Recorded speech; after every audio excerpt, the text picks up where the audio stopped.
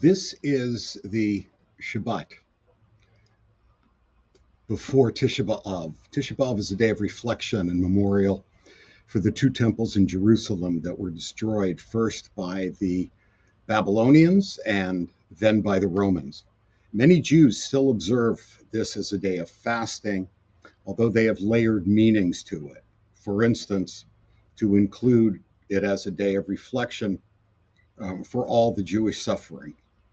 The rabbis knew the theology of the destruction of the temple. They knew that the exilic prophets like Jeremiah thought that the temples were destroyed because of the people's sins. And yet it's hard to believe that everyone sinned so much that God would have sent all of the Jews into exile, not once, but twice. The rabbis had a quandary then. How can they explain the greatest tragedies to happen to the Jewish people when there were undoubtedly many committed and righteous Jews? The punishment seems overly harsh, yes? Well, one of their responses is really interesting. It's recorded in the Talmud, and it is a simple sin that caused the destruction of Jerusalem. It's a story that really speaks to the power of words and how words can build up or destroy worlds. Here's the story. There was once a man in Jerusalem who had a friend named Kamsa and an enemy named Bar Kamsa. He once held a party and he asked his servant to invite his friend Kamsa. You know where this is going. The servant made a mistake and delivered the invitation to Bar Kamsa. Bar Kamsa came to the feast, assuming that the invitation was a form of reconciliation. But when the host saw him, he said to him, "What are you doing here? Get out."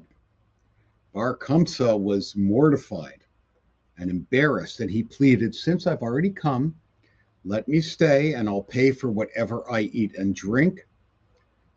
Just don't embarrass me by throwing me out." The host refused. Bar Kamsa tried again. "I'll pay for half the feast." And he still refused. Then he said, "I'll pay for the entire feast." But the host took him by the hand, stood him up, and threw him out in front of everyone.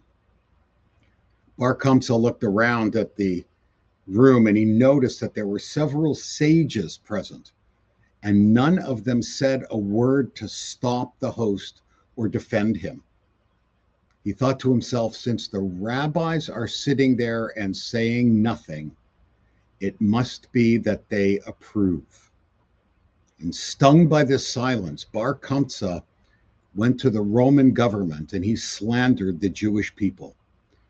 He told the emperor that the Jews were rebelling against Rome, and to prove it, he arranged a trap involving a sacrifice from the emperor that would secretly have a blemish on it, guaranteeing that it would be rejected by the priests in the temple.